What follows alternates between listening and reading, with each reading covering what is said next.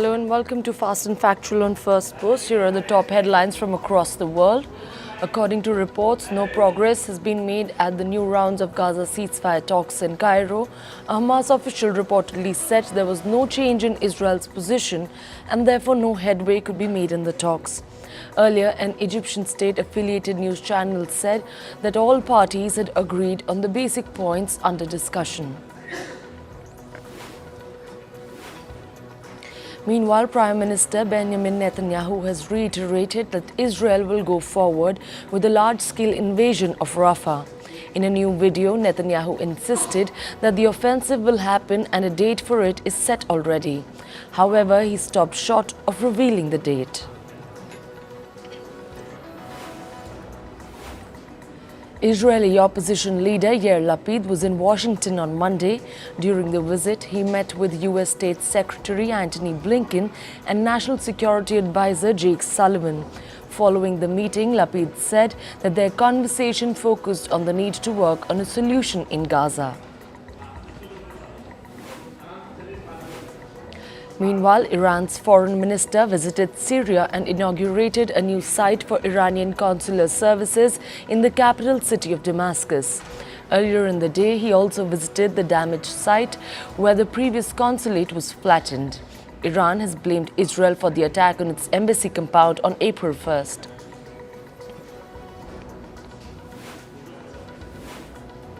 In Italy, police have arrested a man from Tajikistan suspected of terrorism. He is suspected of being an active member of the Islamic State. The man has been described as a fugitive in an international arrest warrant. However, the police did not say which country had issued the warrant against him.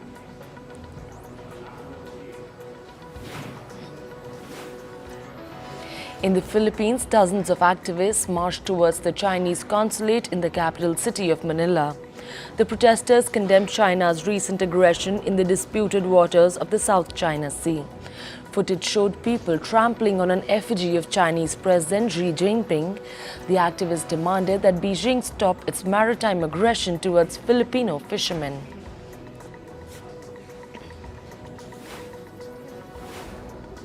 Japanese Prime Minister Fumio Kishida is in the United States. This is the first state visit by a Japanese leader in 9 years. Prime Minister Kishida and the Japanese First Lady will stop by the White House today, but an official summit and a formal state dinner with US President Joe Biden will take place on Wednesday. On Thursday, the Japanese Prime Minister will also address a joint session of the Congress.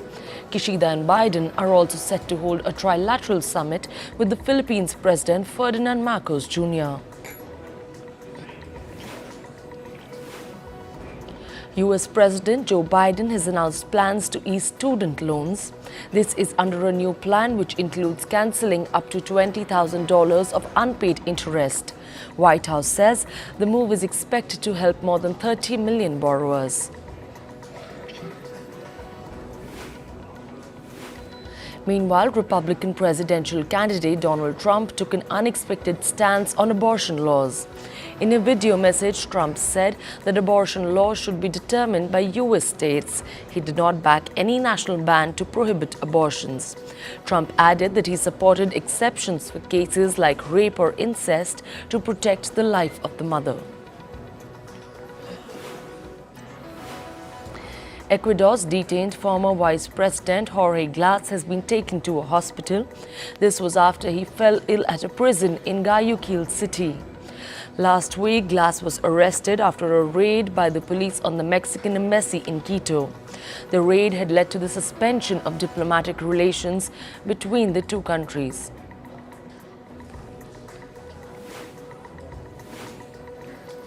In Mexico, student protesters set a government building and vehicles on fire on Monday. The protests came amid anger over the death of a fellow student. They were also demanding answers in the case of a disappearance of 43 students in 2014.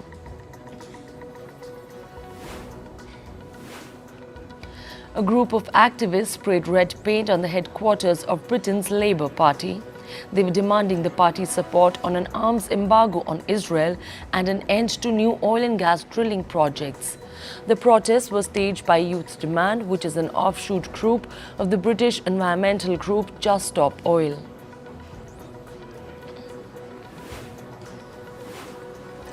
The European Court of Human Rights will decide today if insufficient government action on climate change violates human rights. A 17-judge panel in France will rule on 3 lawsuits in which 6 Portuguese residents have sued 32 European Union countries for failing to prevent climate change. Thousands of elderly Swiss women claim that governments' inadequate efforts have put their life in danger. And in the third case, a former mayor of France has challenged the government's refusal to take more ambitious climate measures.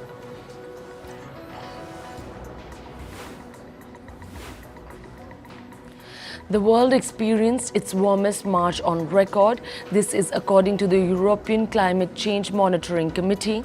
The committee added that the planet is setting a new temperature record in every 10 months. The time before March was also the planet's hottest ever recorded 12-month period.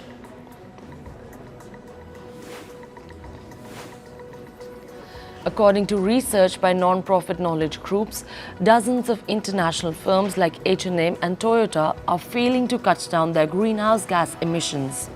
The research says they are failing to reduce the emission at the pace that is required and that the brands are also inflating their sustainability claims. Russia has been hit by some of the worst floods in decades. Water triggered by melting snow has flooded parts of the Ural Mountains, Siberia, and even neighboring Kazakhstan. At least 10,000 people were forced to flee their houses. The Ural River swelled several meters in just a few hours due to the melting ice.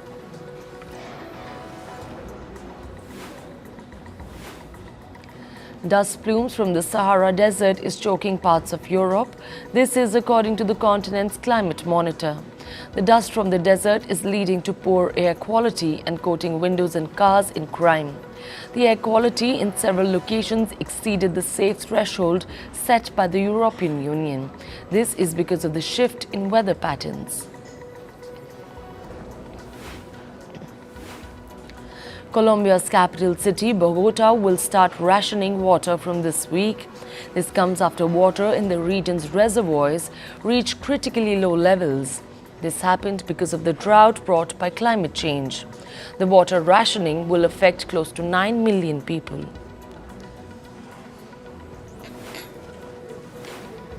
Meanwhile, Colombia's environment minister said that deforestation in the Amazon region had declined. The deforestation has been forecast to have declined by 25 to 30% in 2023. The Amazon region in Colombia loses swathes of forest to deforestation annually.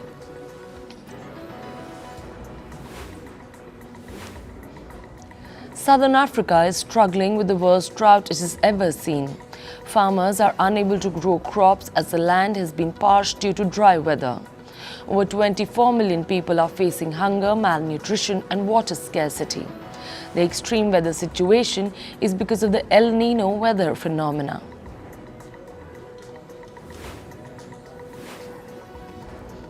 On to business and tech news. The Indian stock market indices broke all-time records today. The BSE Sensex rose around 0.5% to cross the 75,000 mark for the first time. Meanwhile, the Nifty 50 of the NSE surpassed the 22,700 level. Early trade saw investors heavily buying IT stocks. This is the second straight session when the Indian stock markets have hit new highs. Electric car giant Tesla has settled a lawsuit over a 2018 fatal car crash. In 2018, an accident of Tesla's Model X car killed a 38-year-old engineer. It was alleged that the car was operating in autopilot mode when it crashed on a highway near San Francisco. The terms of the settlement have not been disclosed yet.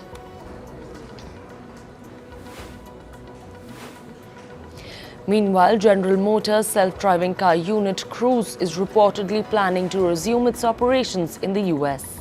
The firm is looking to start testing its self-driving cars in the US city of Phoenix.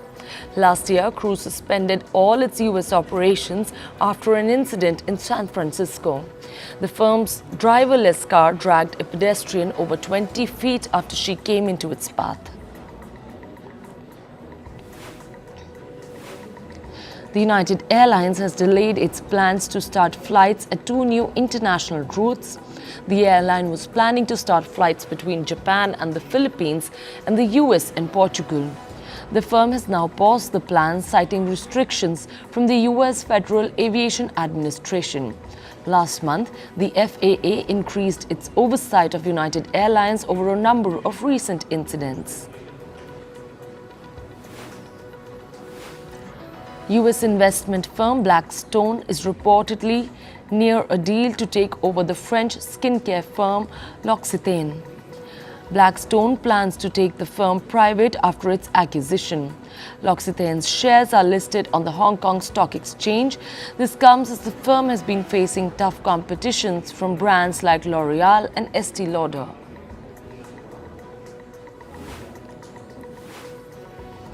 The US has granted over $6.6 billion in subsidies for Taiwan's chipmaker TSMC. Subsidies will be used to expand the firm's production facility in the US state of Arizona. TSMC is planning to invest around $65 billion in the state to set up 3 chip plants.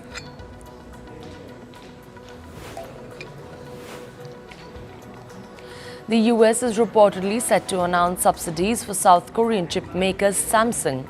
The firm is expected to receive over $6 billion to expand its plant in the state of Texas. Samsung is likely to announce over $44 billion in investment in the state. The US is providing billions of dollars in subsidies for chip makers to set up production facilities in the country.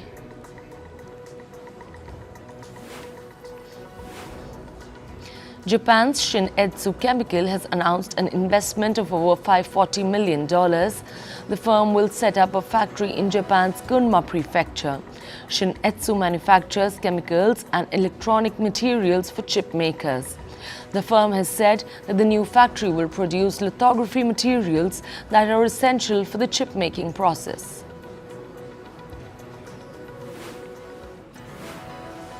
Cassa Depositi e Prestiti, or CDP, the Italian state-owned bank, has announced an investment of over $1 billion. The investment will be used to fund the country's artificial intelligence firms in the next 5 years.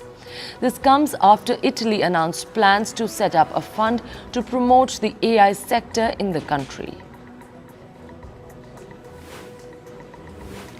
Tech giant Microsoft will set up a new artificial intelligence unit in London. The facility will work on the research and development of Microsoft's AI products, such as Copilot. The unit will be led by Mustafa Suleyman, the former co-founder of AI firm DeepMind. Moving on to sports now, we start with cricket and the Indian Premier League.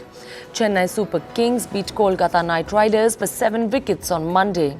Kolkata batted first and finished at an underwhelming 137 for 9.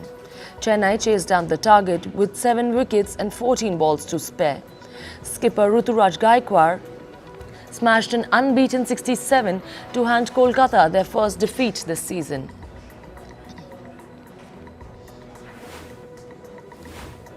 Chennai all-rounder Ravindra Jadeja scripted a triple record during Sunday's IPL match. He's the first player to complete the holy trinity of 1,000 runs, 100 catches and 100 wickets. Jadeja achieved this feat with 2 catches and 3 wickets on the day.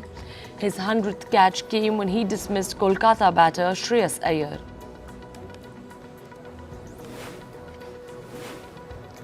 In football, Cristiano Ronaldo was handed a red card during the Saudi Super Cup semi-final. It was for elbowing an opponent when Al Nassr was taking on rivals Al Hilal. The incident happened when his club Al Nassr was down 2-0. The match ended with Al Nassr losing the match 1-2.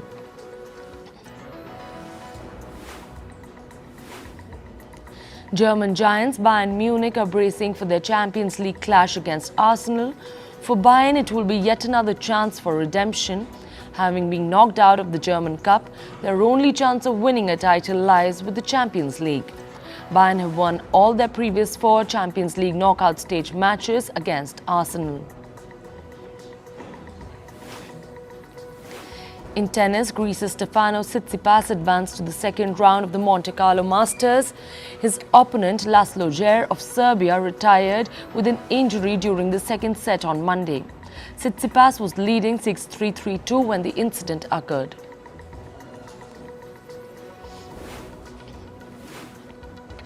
Bulgarian Gregor Dimitrov also made it to the second round of the Monte Carlo Masters. He defeated wildcard Valentin Vashrov 7-5, 6-2 in straight sets yesterday. This will be Dimitrov's second title chase this year if he wins it. The victory improved his overall record to 21 wins to 5 losses. And India's Sumit Nagal created yet another record at the Monte Carlo Masters. He stunned 38th-ranked Matteo Arnaldi 5-7, 6-2, 6-4 in the first round. The high-octane encounter lasted 2 hours and 37 minutes. With that, Nagal became the first ever Indian man to record a main draw win at the Monte Carlo Masters. The UK government hinted it is no longer against Russian and Belarusian athletes competing in the Paris Olympics. It was earlier opposed to the idea, but now it is open to dropping its opposition. They have officially written to the International Olympics Committee to convey their change in stance. The move comes after stricter neutrality rules were introduced last month.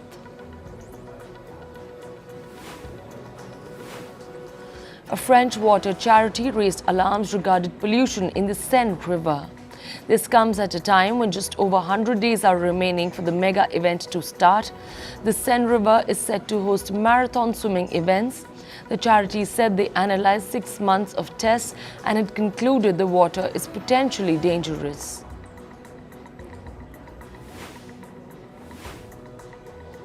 The Commonwealth Federation plans to announce its host for the 2026 Games next month. The body said it received quote-unquote multiple proposals to replace the Australian state of Victoria. Victoria withdrew its plan to host the event last year, citing high costs. The Commonwealth Federation said it is keeping the proposals confidential as of now. Some news from the world of entertainment. Jonathan Majors has been sentenced to a year of domestic violence counseling by the court. He's been ordered to continue his therapy and pay a surcharge of $250. He was convicted of assaulting and harassing his former girlfriend Grace Jabari last year. Jabari, after the sentencing, stated that Majors is not sorry for what he did and he will do it again. Singer Morgan Wallen has been arrested by the police in Nashville after he threw a chair off the rooftop of a 6-story bar which landed near 2 police officials. Wallen has been booked for reckless endangerment and disorderly conduct. He was later released from custody and has to appear in the court on 3rd of May.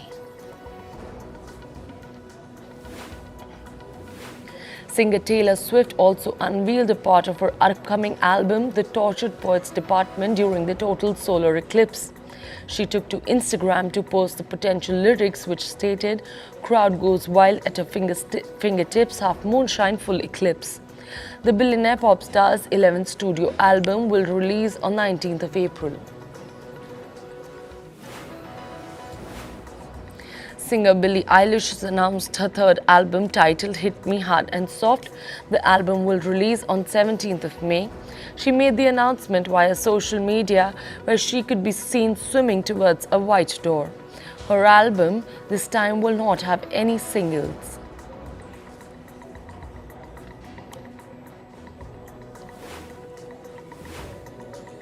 Rapper Missy Elliot will soon hit the road with the first ever tour. Her tour, titled Out of This World, will start on 4th of July in Vancouver. She will then head to locations like Seattle, Los Angeles and Boston. Elliot will wrap the tour in the US state of Illinois. She called this an incredible time of her life.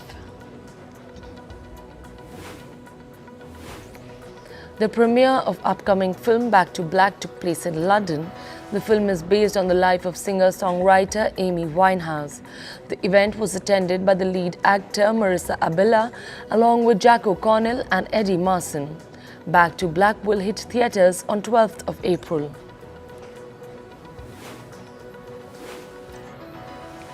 Kevin Costner's Western epic Horizon an American Saga has set a Cannes Film Festival premiere. The film will be shown to the committee out of the competition.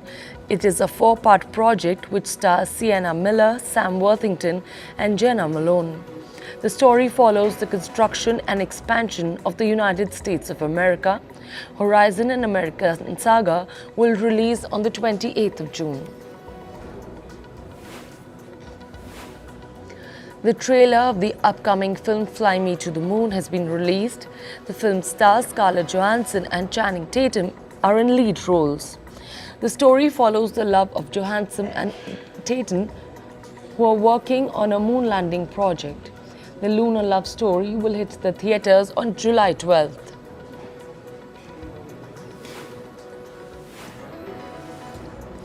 Robert Downey Jr. does not mind putting on the Iron Man jersey again. He stated in an interview that the character of Tony Stark is an integral part of his DNA. The character of Iron Man ended with him sacrificing his life to save the planet from Thanos. Downey also revealed that the Avengers co-stars are a tightly knit group as they worked for over a decade together. Actors Spike Lee, Paul Mescal and Olivia Colman have donated items for the Cinema of Gaza auction.